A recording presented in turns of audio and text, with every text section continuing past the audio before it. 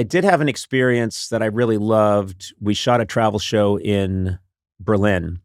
Oh, I'm going to Berlin in a couple of weeks. Let me know. Is it for work? Yes. Okay, this was a while ago. I won't be going there anytime too soon, but we shot a segment where I believe I'm in a very, very fast BMW that's latest model, fastest model, and we go on the Autobahn. And what I always heard about the Autobahn is you can go as fast as you want, and there are no speed limits. That's not really true. There are sections of the Autobahn where I would crank it up as fast as I could go, but they're short. And then it's like, no, this part you have to slow down to like 55 kilometers an hour or whatever. And I was, what was the fastest you went? I have to look it 55. up. But it was 55. No, we went, I think it would not be impressive to you. It was impressive for me that I'd have to find the speed that we got to, but I was impressed. It was an unimpressive speed for you. Sweaty? No, they were sweaty anyway. A lot of the time I'm a bit of a pervert, but ever since the Taurus. I want to say it was. I think you got up to like 121 or 126.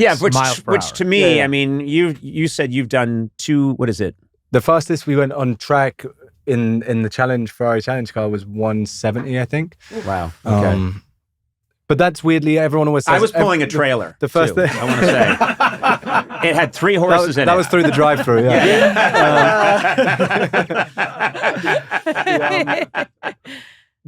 that's what everyone always asks, though, and they're like, "Oh, how fast do you go on track?" And a lot of the tracks you don't go that fast, because the straights aren't that long, and it's not the sitting going fast in a straight line that's the difficult bit. Anyway, that's how everyone can put their foot to the floor and go up through gears. It's the bit getting through the corners quickly, which is the scary and difficult bit, and how well the brakes work.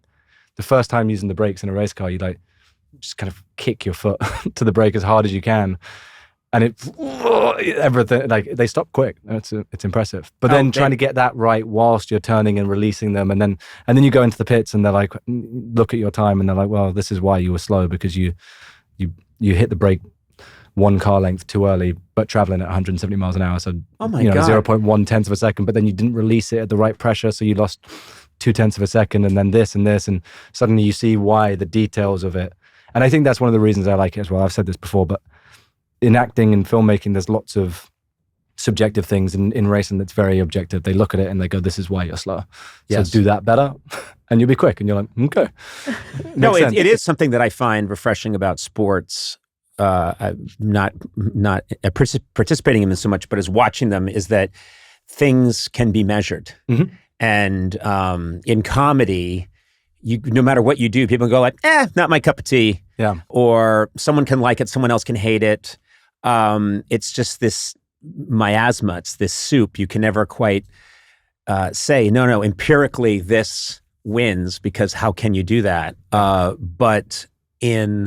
And that's true of all the arts. Like sometimes when I watch the Oscars or any award show, I think, this is so crazy. How can we be comparing all of these things? And who's deciding? And what does that even mean? It always seems ridiculous to me. Let me ask you something. Yeah. Career-wise, was there ever a measurement that you hoped to attain, that you were like, oh, if I attain this or reach this or this happens, that'll be a good barometer of like, oh, of course, I'm good. I've done it. I've made. What was it? Sorry. What was it? Is it right now? Welcome to the Nicolas. If I could get Nicolas Hoult to ask me questions as if I were interesting. That's my EGOT. That's my EGOT. My career has been a series of me thinking, if I could get to this point, then I'd never worry about anything again. Yeah. And that goes back to me being 22 and just thinking, if I could just make a living as a comedy writer. And then I did. And I'm like, okay, well, the minute you attain something, you have disdain for it. But so what's next? What's the next level then? For me, I think cover of Men's Health in a Speedo. Oh. Just like super cut. You should pivot. I can't. My hip will hurt. On the bonnet of the Taurus. Washing it. Making sure it's extra clean. I think it's time No. 61-year-old men of my complexion who work out intermittently are seen as sex symbols. This country's already going through enough, I think this country can handle more. No, I think... It's what the country needs. Yeah. That's a man of the hour. No, it is funny because I was very young and a writer on Saturday Night Live, and we won an Emmy when I was there for a season that I've been working on, and we won, and I was in my 20s, and I remember thinking, wow, I won an Emmy. This is going to change everything. And of course, it doesn't change anything. None of these things change anything really. And so it's just been this constant education and re-education and re-education. It's all an illusion. You just keep going. Yeah. And I think your analogy would be there's not going to be any point in a car where you're going to say, I'm satisfied, right? You're going to keep. I mean, I guess if you go and win, you can get. Oh, that's right. The trophy or something, then you can be. But then, of course, that's like then it's like you got to do it again. You've done it, you've got to do it again, or you've got to go to a different track and do it again. You've got to defend.